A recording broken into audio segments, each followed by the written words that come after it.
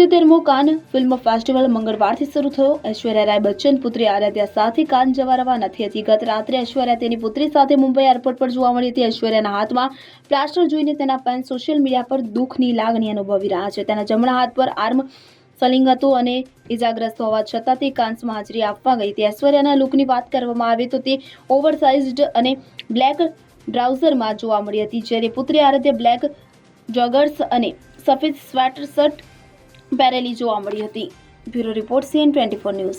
હવે જુઓ દેશ દુનિયાની તમામ ખબરો તમારી આંગળીના ટેરવે।